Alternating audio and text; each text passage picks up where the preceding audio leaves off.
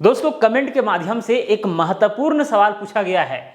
यह सवाल मनीष कुमार के द्वारा पूछा गया है कि 5 हाथ के लग्गी से 1 डिसमिल जमीन कितना धूर होगा। इसके साथ और भी उदाहरण लेके एक पूरा वीडियो बनाइए सर प्लीज। तो दोस्तों आज मैं इसके ऊपर विस्तार पूर्वक चर्चा करूंगा। हालांकि अगर आप हमारे चैनल को लगातार आप फॉलो करते होंगे तो ये कोई बड़ा चीज नहीं है, एकदम चुटकियों का खेल है, चुटकियों का खेल कि भाई अगर 5 हाथ का कहीं पर लग्गी चल रहा है तो 1 डिसमिल का वैल्यू कितना होगा या फिर कितना दूर होगा, ये आम बात है। लेकिन चलिए खैर, अगर आप भी नहीं जान रहे हैं इस बात को तो यहाँ पर मैं बताने का पूरा प्रयास करूंगा और आप समझ जाएंगे, ये 100% गारंटी है। बस केवल इस वीडियो को आप अंत तक देखिए, ठीक है। और ऐसा वीडियो आपको देखना ही चाहिए भाई, जमीन संबंधी नॉलेज सभी के पास होना चाहिए, सभी के पास, क्योंकि हर घर में जमीन है, हर व्यक्ति के पास जमीन है, कभी ना कभी जीवन में बेचेगा, खरीदेगा, बंटवारा होगा, तो ये सब चीजें जान लीजिए, बेहतर होगा। चलिए शुरू करते हैं। यहां पर दोस्तों 5 हाथ की लग्गी, एक यहां पर एक वर्ड आ रहा है लग्गी, एक डिसमिल और एक यहां पर धूर। तो आप लोग को मैं पहले ही बता देना चाहूंगा कि ये जो डिसमिल जो है ना, ये फिक्स्ड यूनिट है एरिया का। मतलब 1 डिसमिल का वैल्यू 1000 वर्ग अड़ी होता है तो होता है, इसमें नो डाउट, हर जगह। अब भारत में किसी भी कोना में चले जाएं, ओके। तो यहां पर मैं उस चीज को लिख देता हूं कि जो 1 डिसमिल का जो वैल्यू है, 1 डिसमिल का जो वैल्यू है वो कितना होता है, 1000 कड़ी का स्क्वायर, ओके। या फिर अगर हम फीट में अगर हम बात करें तो 435.6 फीट का स्क्वायर होता है। अगर हम मीटर में देखें तो 40.48 मीटर का स्क्वायर होता है। अगर हम गज में देखें तो 48.40 गज का स्क्वायर होता है। तो ये सब 1 डिसमिल का वैल्यू है, मतलब फिक्स है, इसमें किसी तरह का बदलाव नहीं होता है। ये जो धूर है ना, धूर, इसमें बदलाव होगा, वो भी किसके आधार पर, लग्गी के आधार पर। मतलब कि क्षेत्र के आधार पर जो है धूर के वैल्यू में आपको डिफरेंस देखने को मिल सकता है। मिलेगा ये गारंटी नहीं है, लेकिन मिल सकता है। मतलब कि यहां पर जो 1 धूर का वैल्यू होगा हमारे यहां, हो सकता है कि आपके यहां नहीं होगा। धूर का बात कर लीजिए, कट्ठा का बात कर लीजिए, बीघा का बात कर लीजिए, ये सब का वैल्यू जगह के अनुसार जो है बदल सकता है। इस बात को आपको ध्यान में रखना चाहिए, ठीक है। तो यहां पर जो सवाल पूछा गया है कि भाई जहां पर 5 हाथ का लग्गी चल रहा है वहां पर 1 डिसमिल का जो वैल्यू है धूर में बताना है। तो सबसे पहले हम जो है ना 1 धूर का वैल्यू निकालेंगे कि उस क्षेत्र में जहां पर 5 हाथ का लग्गी चलता है कितना वर्ग कड़ी या कितना फीट या कितना वर्ग मीटर हो रहा है। तो चलिए यहां पर निकालते हैं। यहां पर लग्गी जो है, लग्गी वो कितना हाथ का लग्गी है, तो 5 हाथ का लग्गी है। 5 हाथ का, 1 हाथ होता है इतना, यानी कि 1.5 फीट, ये चीज आप जानते होंगे। तो वहां पर उस क्षेत्र में 5 हाथ का लग्गी चल रहा होगा। मतलब लग्गी कहने का मतलब जब जिस समय सर्वे हो रहा होगा तो वहां पर 5 हाथ का लग्गी यानी डंडा का प्रयोग किया गया होगा ऑफसेट लेने में, ठीक है, एरिया वगैरह निकालने में। समझ आ रही है ना। तो चलिए यहां पर इसको बनाते हैं। अब यहां पर दोस्तों लग्गी अगर 5 हाथ का है तो 1 धूर का वैल्यू कितना होगा, 1 धूर का वैल्यू निकलता है 1 लग्गी के स्क्वायर से। यानी अगर लग्गी हम 1 लग्गी ऐसे रख दें और 1 लग्गी ऐसे रख दें, मतलब एक वर्गाकार एरिया जिसमें 1 लग्गी यहां से लेकर के यहां तक है और 1 लग्गी यहां से लेकर के यहां तक है, ठीक है। तो ये वाला जो एरिया है ना वो कहलाएगा 1 धूर, यानी 1 वर्ग लग्गी। 1 वर्ग लग्गी का मतलब होता है 1 धूर। तो कहीं पर जो है 5 हाथ का लग्गी का प्रयोग किया गया, तो कहीं पर 6 हाथ का, कहीं पर 6.5 हाथ का, कहीं पर 6.25 हाथ का। तो 4 से लेकर के 12 हाथ तक का लग्गी जो है आपको पूरे भारत में मिल सकता है। इस बात को आपको ध्यान में रखना चाहिए। तो लग्गी के आधार पर जब ये लग्गी चेंज हो जाएगा, अब यहाँ धूर का वैल्यू लग्गी के ऊपर डिपेंडेंट है, अब लग्गी ही चेंज हो जाएगा तो धूर का वैल्यू ऑटोमेटिकली चेंज हो जाएगा। इसीलिए जगह जगह में आपको धूर, कट्ठा, बीघा, ये सब के वैल्यू में परिवर्तन देखने को मिल सकता है। देखिए इस क्वेश्चन को बनाना मात्र 1 मिनट के भीतर का खेल है, लेकिन मैं अगल बगल चीज़ों को मैं समझाते हुए चल रहा हूँ ताकि जो लोग नहीं जानते होंगे, बहुत कम जानते होंगे, उन्हें भी समझ में आ जाए। बस यही मेरा ये है, थीम है। चलिए अब यहाँ पर एक लग्गी, अब एक लग्गी का वैल्यू कितना है? 5 हाथ का, ठीक है।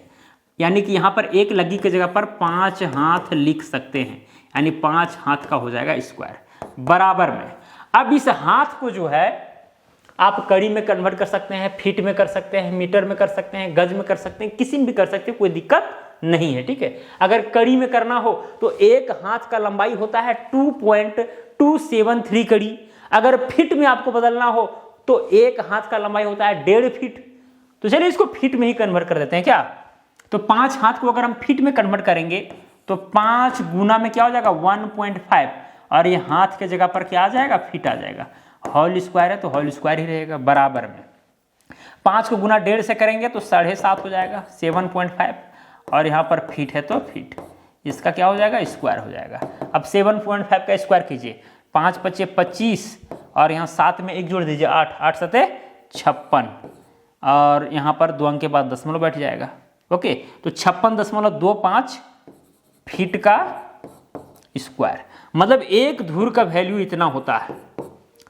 समझे बात? हम यहाँ से जो है एक धूर का वैल्यू निकाल लिए, कहाँ पर?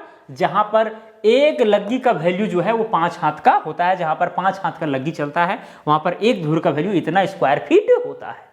अब इस चीज़ को जो है आप वर्ग कड़ी में कन्वर्ट कर सकते हैं, वर्ग मीटर में, वर्ग गज में, उससे कोई दिक्कत नहीं है, ठीक है, कर सकते हैं। लेकिन यहाँ पर हम फीट में लेकर चल रहे हैं क्योंकि फीट में आजकल जो है नापी जोखी ज़्यादा हो रहा है। चलिए आगे बढ़ते हैं। अब एक धूर का वैल्यू इतना, अब चूंकि यहाँ पर हम एकिक नियम से ही आपको समझा देते हैं, एकिक नियम से, ठीक है। चूंकि 56.25 फीट का स्क्वायर, फीट का स्क्वायर बराबर में कितना है? एक धूर होता है, ठीक है, एक धूर होता है। तो इसीलिए क्या हो जाएगा? एक फीट का स्क्वायर, एक फीट का स्क्वायर बराबर में हो जाएगा 1/56.25 धूर। ओके, तो एक फीट का स्क्वायर नहीं, एक डिसमिल में होता है 435.6 स्क्वायर फीट। तो इतना फीट के स्क्वायर में कितना धूर होगा ये चीज निकालना है। तो 435.6 फीट का स्क्वायर बराबर में हो जाएगा 435.6 डिवाइडेड बाय 56.25 धूर। ओके, बराबर में। अब 435.6 को अब 56.25 से डिवाइड कीजिए। चलिए अपने मोबाइल फ़ोन के कैलकुलेटर से इसको डिवाइड करते हैं। 435.6 डिवाइडेड बाय कितना है? 56.25, तो यह आ जाता है 7.744 धूर। मतलब कि एक डिसमिल में जो है, एक डिसमिल में जो है इतना धूर होगा, 7.774 धूर। ओके, अब यहाँ पर कुछ लोगों को कन्फ्यूजन हो सकता है कि चलिए सर यहाँ पर तो 7 धूर समझ में आ रहा है कि एक डिसमिल में 7 धूर, ये पॉइंट के बाद जो 744 है इसका मतलब क्या होगा? तो इसको आप जो है वर्ग फीट में कन्वर्ट कर सकते हैं, ठीक है। कुछ नहीं, क्या करना होता है, सिंपल प्रोसेस है इसका, ठीक है। यहाँ पर तो भाई एक डिसमिल ये 7 धूर तो कन्फर्म है, पॉइंट के बाद इतना, तो यहाँ पर जो है ये 7 प्लस में कितना हो जाएगा? 0.744, ये कुल मिलाकर के धूर है। मतलब इस चीज को हम इस रूप में लिख सकते हैं। अब यहाँ पर देखिए ये जो है 7 धूर हो जाएगा, ठीक है, 7 धूर हो जाएगा कन्फर्म, और इस धूर को जो है कन्वर्ट कर दीजिए किसमें? फीट में। तो एक धूर का वैल्यू तो हम लोग को यहाँ पर पता है 56.25, तो आप इसको चाहेंगे तो फिर से जो है कितना है? 0.744, ठीक है, गुना हो जाएगा 56.25 से, 56.25, तो यह है 41.85, मतलब 42 मान लेते हैं, यानी कुल मिलाकर के 42 फीट का स्क्वायर। मतलब ये चीज जो है इसके बराबर है, 7 धूर 42 फीट के स्क्वायर। या फिर अगर एकदम नंबर एकदम दशमलव में नहीं रहते, हम डायरेक्ट कैलकुलेटर से नहीं करते, तो जो यहाँ पर डिवीजन किए थे 435.6 56.25 से, ठीक है, तो पॉइंट बैठाते नहीं, जो शेषफल में बचता वही फीट का स्क्वायर बचता। ओके, तो उस तरह से भी कर सकते हैं या फिर यहाँ से भी कन्वर्ट करके आप चीज़ों को प्राप्त कर सकते हैं। तो यहाँ पर अगर इस जो क्वेश्चन पूछा गया था कमेंट के माध्यम से, उसका आंसर 1 डिसमिल का वैल्यू जो है 7 धुर 42 फीट का स्क्वायर होगा। ठीक है, यहाँ तक स्पष्ट।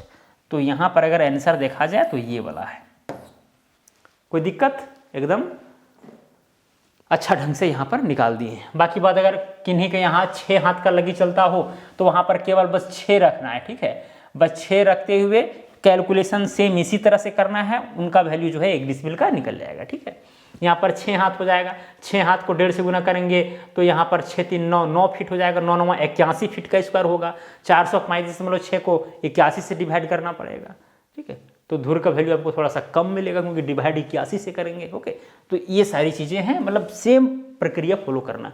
हो सकता है कि 5.25 हाथ का लगी चलता हो 5.25 का, तो बस सेम चीज़ फॉलो करना है। तो इस क्वेश्चन के ऊपर मैंने जिस तरह से पूछा गया था बता दिया, बोला गया था इसके साथ और भी उदाहरण लेके एक पूरा वीडियो बनाइए सर। तो उदाहरण क्या, बस इसी तरह से आपको चीज़ों को, बस अगर हम बार बार उदाहरण एक ही चीज़ को लेते रहेंगे तो बस टाइम पास करने के बराबर रहेगा। ठीक है, तो बस यही प्रक्रिया के तहत आपको चलना है, कोई दिक्कत वाली बात नहीं है। अगर और भी बारीकी से जानकारी आपको चाहिए तो भाई आपके लिए तो मैं एक प्लेलिस्ट भी बना दिया हूँ अमीन के वीडियो के लिए। ठीक है, जमीन नापी से संबंधित वीडियो के लिए प्लेलिस्ट बना दी, वहाँ से आप क्रमबद्ध तरीका से वीडियो देख सकते हैं। अगर आप हमारे चैनल को लगातार फॉलो करते हैं तो जमीन संबंधी जानकारी जितना भी होता है निश्चित रूप से आपको हमेशा मिलते रहता है, अपडेट होते रहता है। तो बने रहिएगा। तो ये सब कोई बड़ा चीज़ नहीं, एकदम चुटकियों का खेल है। ठीक है, तो चलिए, मुझे उम्मीद है दोस्तों ये वीडियो आपको अच्छा लगा होगा। आज के लिए इतना ही, अब मिलेंगे अगला वीडियो में। जय हिंद, वंदे मातरम।